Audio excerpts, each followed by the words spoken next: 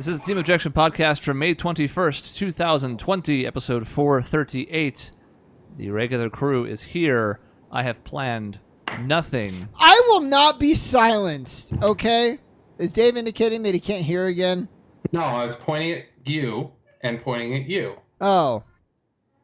I will not be silenced to bring it back. We went into this thing. Yes, I tricked him. Now You will be silenced, Shaun. Nothing will work. Chris said cupcakes suck before we started the show. Mm-hmm. And then he was like, all right, well, time to get started. And I was like, hold on. I cannot let it just be said that cupcakes suck. And then we move along like life is still normal. Okay. Please tell me what's so perfect. This is coming from the person who would pick pie over cake to begin with, just so that the listeners have appropriate understanding. I would, okay, but cupcake is its own thing. It's not like a branch of cake, first of all. Cupcake is better than cake. Let's identify the nomenclature here, okay? It has cake in it. A cupcake is not a cake in a cup version. It is its own thing. It is the third entity of the trifecta. You know how, I don't think this will offend anyone. You have the Christ and God and the Holy Ghost, that whole thing. This is pretty much the equivalent of that. No chance this will So offend anyone. pi is God then, because it's the highest in the triangle, right? Yes. And So which one is Jesus? cake? Because it died for our sins? Yes. And I then, see. And then the other one, the Holy Ghost It's cupcake. is cupcake. But I actually ruined my analogy because they're like separate, but they're all the same equal. thing. That's the thing. Yeah. Mm-hmm. So it's a Anyways, the analogy. point is... The point is, Shaun, that a cupcake is indeed exactly a cake in a cup. That is literally the definition. Yeah, You no, put a but cup it's and cake in it. false because it is wrapped in a little thing. Maybe. So there's a tactile kind of like thing you're supposed to eat with your hands. Can you imagine eating cake with your hands? People do that and they're savages. Well, yeah, right. I mean, that's what I'm saying. I can only go off of like what is a normal person would do. I can't start accounting for lunatics. You know? I've seen people do that in an office environment. Yeah. In front of their peers, just be like, all right, now they didn't take the cake off the plate. Like they served themselves on a plate, so it wasn't that bad. But then they were just like, all right, it's on my plate now. Mm-hmm. Now, I've eaten steak with my hands. Is that... Hold on. Did you pick up a piece of steak like off of a bone? No, it was the full steak. Like I ate it like a sandwich. I mean, that's not bad. I do enjoy like once you've eaten like a T-bone, like you eat all the steak and then you pick up the bone and then you the bone. That's good. To me, that sounds normal though. But this was like, all right, heated up the steak. Oh, I don't have a fork. Just gonna pick it up, and then it involves kind of like you bite it, and then you kind of like. I was like it was like feral. I was like an animal. Mm-hmm.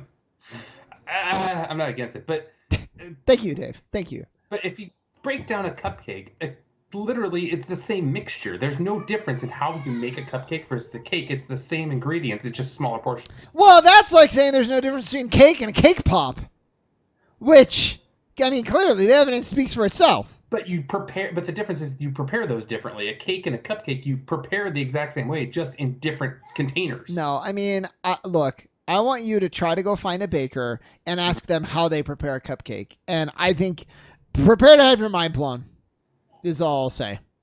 Totally different. Not even in the same vicinity. And it's small. So, so you get, so the ratios are important here. The ratio of frosting to cake is much more exquisite in a cupcake than a cake. Exquisite? Yeah, you shouldn't even call a cupcake a cupcake. They should really change the name of a cupcake. It should be something else. To what? Well, I don't know. And like you have like mu fui is for like a dessert, or like a trifle. Like who thought of this word? Cupcakes need their own word separate from cupcake. Is that the umami flavor that you hear about? Like the fifth flavor? I don't know. I never heard of that. Oh, well. I've always tasted in 6 dimensions anyways. So I just wanted to clarify that. Chris said cupcakes aren't good, and they are, in fact, the best. Okay, last question. Have you ever eaten a cupcake where you unwrap it, take the bottom of the cupcake off, flip the frosting over so it's like a cupcake sandwich? No, but that would be fine. Okay. But you can only do then you don't that. get the frosting all over your face. You can only do that with especially if regular they have a beard. cupcakes. You can't do that with the fancy-ass ones that I specifically don't like. What's the fancy one? All the ones that have elaborate decorations Oh. and a mountain of toppings to where it's basically just icing on a convenient muffin-shaped frame. That's too much. Yeah. What is the point of that? That makes no sense. The same thing. That's the point of all those elaborate cakes you see on the baking TV shows and, that kind of stuff. The ones you can't eat, basically. Yeah. Essentially, yeah. Yeah. See, this is like saying a muffin and cake are the same thing. Okay, you want to go down that road? Yeah. They're kind of. I mean, what's the difference between a muffin, a chocolate chip muffin, and a cupcake, except for frosting? Well, exactly, but one is a muffin. All right, let's move on. So the other thing I wanted to bring up, oh my God, I've never been so excited. I've never heard of a show do this quite to the extent that the Mandalorian season 2 has. Have you guys been following this at all? Have they released season 2 already? No, Okay. That's the point. Okay, so what they keep doing is they're not like releasing synopses or episodes or anything like that, but they keep revealing who's in the cast, and every time they reveal it, it's like gigantic spoilers for where the show is going to go in season 2. So first, what's her Rosario Dawson is Ahsoka. That's really significant. That's huge, and it was like a big deal. You probably don't know who Ahsoka is, Dave. I know exactly who Ahsoka is from the Clone Wars, and Yeah. why would I want to know that is my bigger question. Like, nothing about that makes me more excited to watch the show. I've already seen season 1. I would like to watch season 2. Why do I want to have things spoiled? Well, okay, so then, now I don't know if I want to tell you the other ones, but they're not like spoiler tags, and maybe that's the problem. Maybe that's why I wanted to talk about this. Is like they're just listing the character list, and it's like huge spoilers, and it would be like Game of Thrones being like, I can't think of a character now, but like this character's going to be in special guest star, the character who is Luke's dad, or something crazy. I don't know. Clark Gregg is cast for season 7 as Jameson Snow. Who's Jameson Snow? Exactly.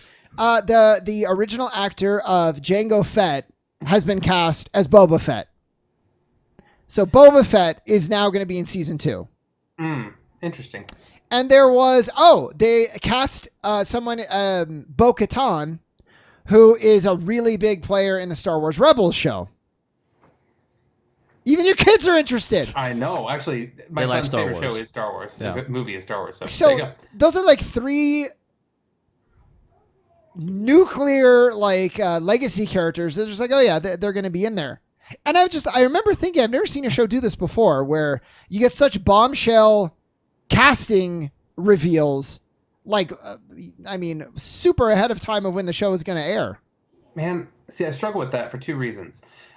There's been times I've read about shows that are currently airing, and it's like this, like The Walking Dead had this issue where it's like, oh yeah, this character is not on the, this character is no longer billed for future episodes, so clearly they're dying, and so that the certain character is going to die, right? Because you look at the future episodes and they're not listed as part of the cast, and it sucks. Or when they do special guest star whatever at the beginning of the thing, you're like, oh, okay, so this person's coming back. Well, and that's what was super cool about in the first season of The Mandalorian. I had no idea Giancarlo Esposito was in that show. And all of a sudden, he gets out of the ship in episode 7, I think it was. And I'm like, holy shit, hey, Gus, how's it going? That's the character I know him as, obviously, from Breaking Bad. But, it was really cool to see him in this different role. And it made me more engaged with the show with a cool character coming out that I had no idea was coming. Although I would imagine to some effect, maybe not quite as strong, but you would still have been on board if you had found out about that elsewhere. Yeah, it wouldn't have ruined my experience, but it was heightened by not knowing it. So now I feel bad because I underestimate sometimes the bubble that Dave lives in. So he maybe would have never known until he watched it that... You're right. So, because I never understand why, I guess, you seek this out, for lack of a better word, or maybe I just don't follow the certain social media pages or whatever to find this information out. So I don't even have social media. I go to IGN, Kotaku, and they're like, so-and-so cast for blah, blah, blah. It's big news. They get clicks, right, on these articles. So you don't even have to be looking. You just come across it. Yeah, I guess I never go to those sites because that is like, generally I don't want to find it out. That's the biggest thing, is I don't want to find those things out on something that I'm interested in. Well, you're saving yourself a lot of toxicity. So I thought that's the other reason. I thought that was interesting, but then I guess now that you know, you didn't before, but like, is that exciting? Like, what are your thoughts of those castings? Because the internet is split, and I'll tell you why after you tell me. It'll be interesting to see Rosario Dawson as a Twi'lek, however you pronounce that, whatever the species is. But I don't know enough about the Clone Wars to kind of know how that story moved alongside the timeline of where this is. So I guess I have to read up on Clone Wars a little bit more to kind of see how that fits canonically. You know, I thought she was a Twi'lek as well. She's a I made this mistake the other day. She's a Togruta. There's Really? similarities. Oh, I thought, okay, my Let bad. me see if I can guess the drama. I have not heard about any of this. Okay. I'm assuming that it's actually Ahsoka's casting that's the issue here, right? I'm imagining that some hardcore fans would prefer that she just be played by Ashley Eccleston or something along those lines, who voices her in the shows. No, but that's been brought up. Okay. That's not the big one, but that's one which I think it's obvious to most people why they don't just cast the voice actor for the live action things. She's done cosplay as Ahsoka, and I think can pull it off reasonably well. But you could go for a bigger casting. There's nothing wrong with that. Yeah, for sure. The big debate they're bringing up that I've seen is like, fans are really excited for. I mean, even I'm excited for Boba Fett because he got shafted so bad, and I don't care about him. I know he was popular to sell merchandise in the movies, but he was listed as this badass fucking bounty hunter, and he eats it in the dumbest way, like comedy relief, really. With a Wilhelm scream. Yeah.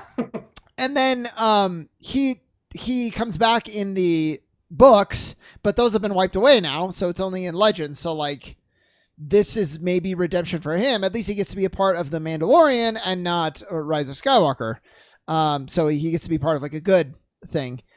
But this idea that Mandalorian was cool because it was forging things ahead in a new direction, and they're concerned it's making the same mistakes as the movies, where they feel like now they have to bring all these legacy characters, and that it's going to get bogged down in the past instead of being this cool new thing that was very like future focused. I think there's a bit. I don't think that's going to happen in this case because, like you said, Boba Fett doesn't have a ton of backstory necessarily. He ate it in a terrible way in Return of the Jedi. He barely said 3 words in Empire Strikes Back. I mean, really, we know next to nothing about this guy except for the fact that his dad was a clone. His dad was a clone, or he's a clone of his dad, basically. That's it. Like, so so they can kind of make their own history without having to dive into the past, because we don't know anything about the past about him. I have a 2-word rebuttal. Okay. Baby Yoda. Yeah, I mean, yeah, sure. Already introduced in season 1, clearly tied to things to the past. Now, it's not Yoda, but still, we know what they're going for with that type of character. It was clear because it became like the biggest sensation. Helped, by the way, by the fact that I think the entire show didn't drop all at once. I think the weekly nature made Baby Yoda into a bigger phenomenon than it would have been otherwise. Yep. But Star Wars exists by tying into its existing characters. It's what it does both best and worst. Mm-hmm. If the team that's behind The Mandalorian has done well so far, bringing in a couple of other characters in franchises that are well regarded, to me feels like an overreaction to be freaking out about it at this stage.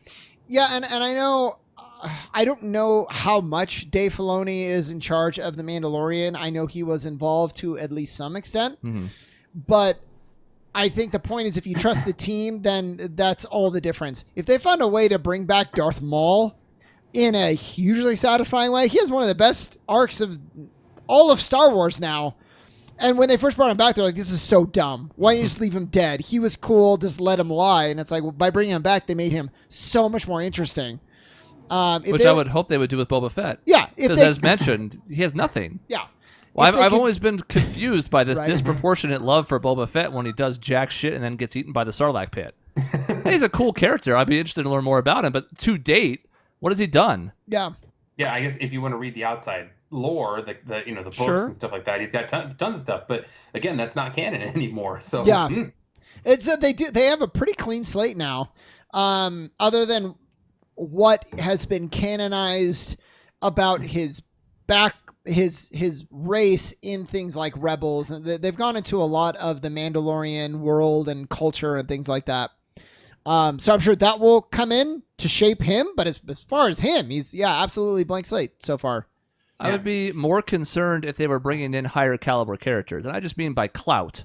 If they were trying to bring a Skywalker into season 2 somehow, I'd be like, okay, I don't know about this. Yeah. But when we're talking about the 20th and 27th and 39th most important characters in the Star Wars lore, it's like, okay, let's see what they do. Even if they're bringing in somebody like, I don't know, like General Organa or something like that, somebody that's tied so directly like Leia's father essentially, or surrogate father, like that might even be a stretch to try to go there. But like somebody like Boba Fett or Ahsoka, who's kind of a little taken away from that core group, I think is okay.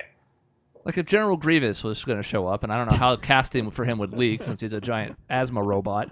But if he was to show up, I'd be like, well, I don't know, first of all, how or why you're here, but like you weren't all that important to begin with, so okay. Maybe this team will do some good stuff with him. Dave, do you want to know a really sad realization I had? We actually know a bit more about Boba Fett because we know him as an annoying little obnoxious boy. Mm-hmm. I'm so sad. My dad got his head cut off. And deserved it. He's such an asshole. That little boy has a face I want to punch. Got him, Dad. Yeah! It's like, shut the fuck up. I think, look, you can't really blame the kid for that. I can. It's the whole movie. No, I think you absolutely can. He actually managed to look like a giant asshole in a series that cast Jake Lloyd. And even by comparison with this little brat, who is not his fault either, like it's just a kid actor, but by comparison, we have this little whiny asshole over here, and this kid looks 10 times worse. Yeah. I mean, but who do you want to punch more, Hayden Christensen or this little whiny ass kid? The kid. The kid. By far, at least Hayden Christensen somewhat redeemed himself with the 3rd episode. I mean, somewhat. They were able to tap into what he does better, which is angst. Like, I want to punch Hayden Christensen a lot during that second movie, but it's spread out over time. The condensation of punching ratio to time on screen is much, much worse. If you're gonna scientific correlate it, that's absolutely correct. Because like my hatred is dispensed over time. Yeah. It's displaced in a way that I don't have to like, I'm gonna kill him. Whereas this kid's on screen for like 45 seconds and I hate his guts. And dude, when Hayden Christensen killed the younglings, that was cool. He sold me on that, and I wish that Boba Fett was one of those younglings, but it's okay. It still won me over. Something that I read was funny was that the same lightsaber that Rey is using in Episode 9 to try to kill Palpatine is the exact same one that killed all the younglings in Episode 3. Maybe that's why it worked so well. That was a mysterious scene. Maybe that's why. It has the souls of like 50 kids. And I wouldn't mind more stories about that one kid that was sort of standing up to him when he's first like the shot ends as he's kind of approaching. Is that one kid is kind of like, I want to know more about him. But I mean, I to the greater point here, I am kind of getting a little bit tired of second guessing properties that have really had no room to be second guessed yet. And I understand this is sort of what we do as a culture in general. And I'm not saying that you can't question castings before you see them. But if The Mandalorian's been so good thus far and you have no reason to doubt their credibility so far, then why is this the first thing that shakes you? Yeah, and I mean, well, I know why. I'm sure a lot of these outlets are like, man, everybody loves The Mandalorian. Let's have a hot take where we actually argue that all the good stuff they've done is actually bad. And what do you say to that? I hate it. I wish people didn't feel the need to do that, but... We just saw it with The Last Dance.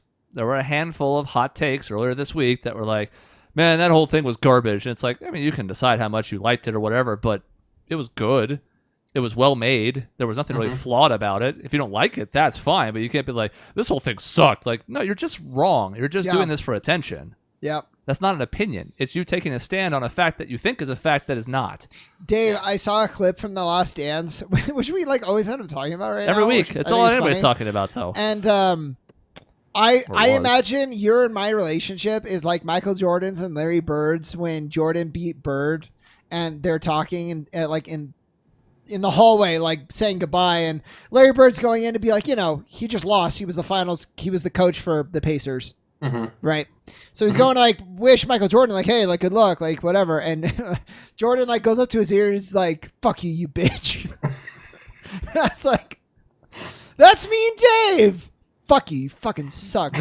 And then Larry Bird's walking away. He's like, yeah, go work on that golf game. Yeah, that's the absolute. Yeah, I think that's pretty adequate. Of the Shaun will try to talk trash, and I'll get my quip in, and we both leave not really changed from the person in which we entered. No, exactly.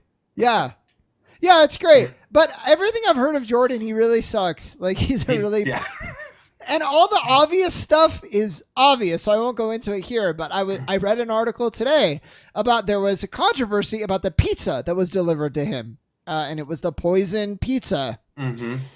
And the detail that stuck out to me most was they said at one point Jordan spit on the pizza so that no one else could eat the pizza. It's like, yeah, not only do I relate, that is such an asshole thing to do. There is no depth to his pettiness. Yeah, like, it was like Domino's pizza or something? It was not like a good pizza. And he was like, no, this is no one gets it. That's like the quintessential Michael. More than anything, that is Michael Jordan to me. Spitting on a pizza so his teammates don't have it. Although, something that's interesting, you guys. Eating a pizza the night before a finals game, I think is interesting. And apparently when the delivery guy went into the building, he was just like blasted with cigar smoke. Mm-hmm. So like heavy smoking and pizza eating. And then you drinking and gambling and late nights and all of it. He still lapped the field in athleticism, in preparedness. It's crazy. Yeah. He's kind of just a superhuman in that sense of like, whatever, I'm just going to stay up all night and then play 36 holes the next day and then drop 42 on somebody. It's like, what? How? Yeah, and then like he gets offended at like the slights that aren't even slights, and then he goes to another level. So it's like you can't even talk. I feel like teams are actually instructed like don't say anything to Michael. Just shut up. They he said it flat out in the documentary that he just make up a reason to get excited, get pumped up. Like he said it flat out. So like, all right. I mean, that's cool, but I don't like. There was a rumor. I don't know if this is true. He lifted like pretty much every day on game days too. I mean, he would do whatever he felt was necessary, pretty much. So because he never got tired, pretty much, it just didn't matter. I don't know. And then meanwhile, Allen Iverson was quoted saying, "Practice. I don't lift weights because that shit's too heavy." Did read that one. So interesting. Different to an extent, strokes. Alan, I can agree with you. I don't like lifting weights either. That shit is heavy. Maybe he was making a Back to the Future reference. Yeah. Heavy. Something different about the gravitation in your time. Mm-hmm. Anyways, that's all I had. Just Mandalorian, Into the Last Dance. The two best shows on TV right now. And both are no longer on TV at the moment. Exactly. Yeah.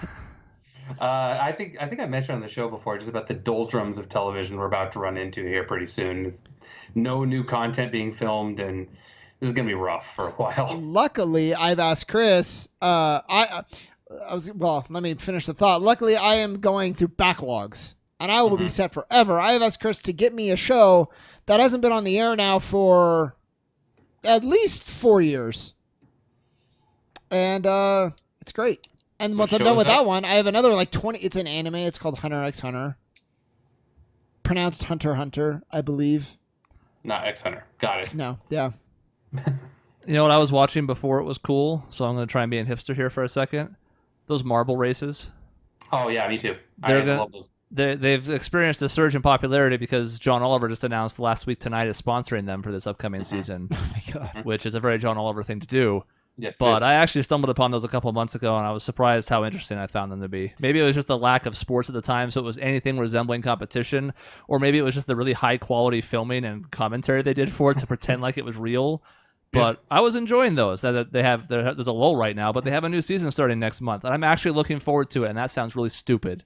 Oh, yeah. Is this like a real thing, or is it like wrestling? Oh, it's a real it's thing. absolutely real. They have a point standings and like different scoring systems, and you get a bonus point if you're the fastest lap. And there's teams and fans line up behind their favorite teams, which are basically just different colored marbles. But there's backstories if you want to go into it.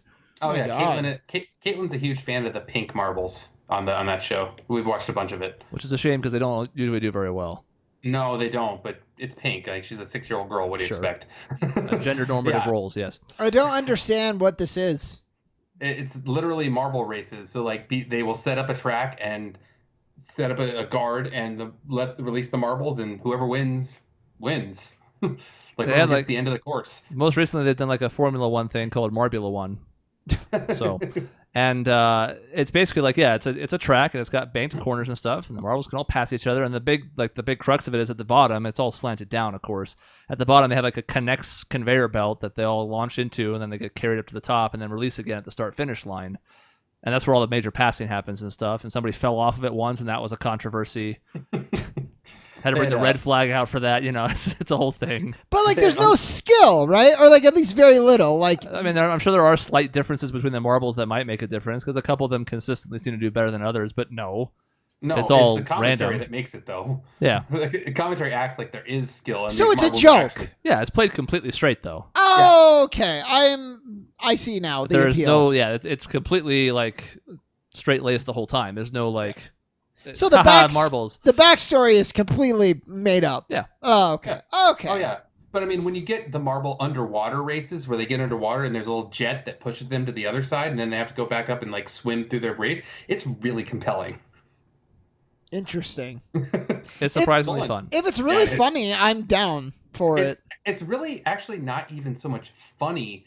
It's just more fun, if that makes sense. It's not like, remember that old show MXC where they tried to be completely over the top and like the commentary was supposed to be like one-liners and hits all the time. It's not necessarily like one-liners and hitting you all the time. It's more like, hey, I'm commenting on a race that's occurring, but I'm treating these marbles like they're athletes, damn it.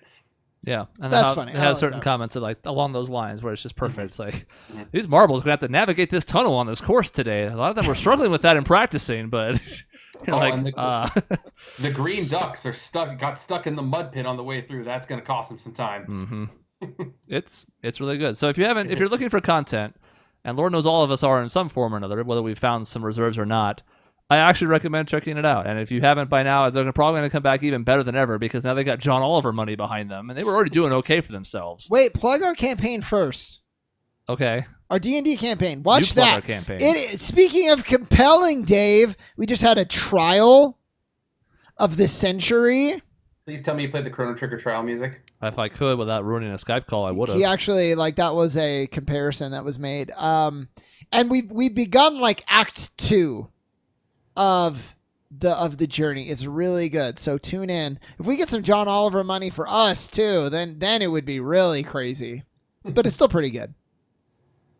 Of which I would see none. You can find that on our channel. I think we're up to, I don't know what's actually aired, but around 140 something episodes. But they're relatively short. It's not like Critical Role episodes where it's 144-hour episodes. It's a little more digestible than that, but it's still a nice backlog to go through. There you go. We've got hours. I mean, God, how many hours of content do we have on our channel for you to go through? You'll make it through any pandemic. Thousands, if not tens of thousands now. It's possible. There's quite a few completed playthroughs of some long-ass games on there. So you can do that too. Or you can give us John Oliver money. You, John Oliver or John Oliver type person. Yeah, it doesn't have to be John Oliver. I like John Oliver, but if somebody else wants to give me 6 figures, I'm down with that. Not to whore ourselves out, it would be better if John Oliver was our whore or was funding our... Yes, thank you. That's... No, I like what you said the first time. No, keep it going. I mean, let's be honest. John Oliver is a bottom, not a top. That's probably true. He'll admit that. Oh, he absolutely will. Show. And he would definitely be a bottom for Adam Driver. I would be willing to let him try to be a top for me. Well, I mean, we could let him try, and he could, flounder about up there. But let's be honest, our expectation is power bottom. Except for Adam Driver. Do it to me, you saucy bitch. People are like, I don't know if I like that bit as much without a studio audience. And I'm like, I like it more without a studio audience. I like that he's talking only to Adam Driver. It's dead silent, nothing else. He actually, if you haven't seen this week's episode yet, he actually addressed it He had like an aside. He did the bit again, and he was like, a quick note for the for the viewers. I don't know if Adam Driver is watching this. I don't know if it makes him uncomfortable. He seems like a relatively private person. But if you think that's going to stop me, you're horribly mistaken. You guys, speaking of uncomfortable segues, I strap in for this one. All right. No, you know what? Because I already messed it up. I was going to say uncomfortable comedies, and then that was this bad segue. And it was uncomfortable. And it was bad. I've heard really good things of the Middletitch Schwartz improv show. You would think, as the Who's Line fan that I am, I would have taken that up as part of my Netflix queue. It's been suggested. I have not watched it yet. I've heard it's I saw it and I was like, ooh, that's probably going to be really uncomfortable and bad. And every review is like, they do a great job. Part of the fun is that it's pretty rough. They like forget certain things, but that's, they're good at it, so it's fine. I've heard in some ways it's better than Who's Line, only in some ways, because they're not so tied to that rigid, like, it's a competition, here's a quick prompts and buzzers and whatever. They kind of have time to develop a scene. So you've opened a box that I could speak on for hours, so I will shorten it, but I will say this much: the Who's Line cast actually talked about it because they've been doing weekly Zoom type things for fans. Oh, cool. That have been getting more and more popular on Wayne Brady's page, and they addressed it actually. A handful of them had watched it, and I think almost everybody on the cast actually prefers that kind of long-form improv because you have the time to develop a scene, and it's not like go hard and fast for laughs for 2.5 minutes, and then, that, like you said, the buzzer hits, and you switch games to something else. So I actually could see it being quite good because those guys are both funny. They were actually on a Jackbox stream a couple of weeks ago as well that they were doing for charity. Jackbox has been getting some pretty notable people on there. Mm-hmm. Like they had Jack Black and Olivia Wilde on last week, among some other people. Damn! So they're actually getting some relatively big names to play Jackbox games like we all know and love. Point being, yeah, as somebody who watched Who's Line a ton, I don't know why I haven't watched that yet. I need to check it out. Yeah. It's interesting, like when you go to some of those long form ones, you really need, I think, some special improv people, because too often and easily on Who's Line anyway, if the scene was bombing, buzz it, get it out, start a new one. Or a lot of times too, they'd hit it hard and fast, like you said, and kind of go for the easy picking jokes, like the low hanging fruit jokes, because you got to do it so quickly. So a long form one could make a little bit more depth to it pretty well, I think. Well, and it depends on your skills as an improviser, because then if you get a bad suggestion, you have to roll with it for that much longer. You're in, like, if superheroes, when Colin got Captain Hair. Well, what the fuck is that? I mean, it's funny as a one-liner, but like, how do you develop that into a character for a 2-minute skit? Well, in this one, you need it for like 10 to 15. So if you get fart as a thing that somebody does, like name a thing someone does, well, you better be good on your feet because you're not going to get a lot of legs out of that first suggestion. Yeah, and that's something they brought up is like, it's almost like they do an interview with the audience for a while. Not just like yell out something and somebody goes, proctologist. It's, you actually learn about the people, so you really get these kind of nuanced things. And they introduced it by like, I forget exactly how they said it, but basically they equated, if you've seen bad improv, which you probably have, it's because it was not professional. And if you hate improv, it's probably because you've just seen amateurs do it. Yeah. And I think it makes a huge difference to have two professionals like them on there. Where they know the tricks, they know how to cover for each other, they have good chemistry to begin with. It's kind of like an art form, but I guess it's kind of dying because it's so bad so often. It's not. There's a reason that every television improv show for 20 years had Ryan Stiles, Colin Mockery, and Wayne Brady on it. Mm-hmm. There's a reason that they all had them on there, because it's a severely underrated talent and unique talent. And they have some talented fourth chairs. Like, there's some other people they can bring in that can hang, like Greg Proops and Brad Sherwood and Chip Eston and Jeff Davis, etc. But like you said, every iteration of it, because there was a green screen version that they did where they would act out a scene and they would have animators come back in and like do the scene as they were imagining it, which the Who's Line cast hated because it was basically taking out the imagination of improv. Oh, yeah, right. Like, you're supposed to be like, pretend you're in this scene, and now they're actually literally in the scene, except they don't know that, so it was terrible. One show I've wanted to maybe stream as a group when we get through some other stuff on our list is there was a thing called Improvaganza that Drew Carey hosted, where they kind of split the difference. They had a little bit longer form stuff, like 5-6 minute scenes with about 6 people on stage and a much more varied cast. I mean, there were still Ryan, Colin, etc., but that was actually one of the best versions of televised improv I've ever seen. Well, what's amazing to me is, like, with improv, I think any of us could do really well in improv on a given night, and I think any of us could. Yeah, how often we're playing Jackbox and it's like, I'm just not feeling it tonight. I'm not like feeling funny. These guys, every night, they're great. Maybe some nights better than others, but they consistently bring it all the time. They're just good at it. That's so impressive to me.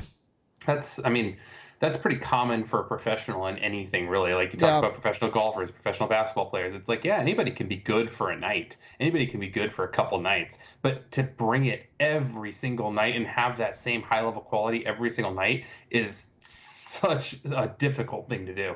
I mean, we've been to the tapings. Well, me and Shaun have. So we know that it's not even just the half hour of television we see where you have to be on. It's a 4-hour taping or 3. Where you're going to do probably 12 to 15 different games and be expected to come up with something funny for each one of those 12 that sticks out, or 15. I'm happy to report that it's not just them taking, we managed to find 4 that worked. The rest were garbage. It's like the whole show was good. They could have broken up that whole show into like, I don't think they do this, right? They don't air every game. They pick like the best. They end up airing almost everything. Oh, if they don't cancel it halfway through because there's a suggestion that the censors won't allow, or because somebody swears, or because they fall apart laughing, which half of those make it to air anyways. Because if you remember our taping, I want to say, I didn't end up going back and watching all those episodes, but I want to say they played like 14 games, and 11 or 12 of those made air, and one of them was a hoedown where Ryan kept swearing and ruining it for like 4 or 5 straight ones, which is what he's prone to do because he hates that game. So that was one they really couldn't use. You can't be like, yeah, what the hell, CW? Why didn't you use that one where he ran fuck with fuck? Come on. So for the most part, they use damn near everything. Like, they are good about using the whole animal, and they kind of have to be. And it's actually what's helped them stay on the air right now, is they're just going back to past tapings and being like, well, this one was close and we didn't really want to use it, but we got some old material, so let's put out new shows, and it's working for them. That's cool. When we hit it big, we'll be able to do stuff like that too. I'm pretty sure we could splice together all of our best segments from our episodes and create quite a few episodes, like at least 5 or 6. When we get the budget and we get an intern. Ooh. Man, if I could give somebody my video editing stuff and secondary stream responsibilities, we could do so much. Yes, we could. Because when we eventually end up streaming, which I think we will, I'm going to have to be monitoring that as I'm like going through the game and trying to like commentate and be funny and watching the stream chat. That's a hell of a lot to do. Yeah. You just got to make it big. We're just going to make it big first, and then you start to get the tools you need to make it even bigger. Isn't that a chicken and an egg thing?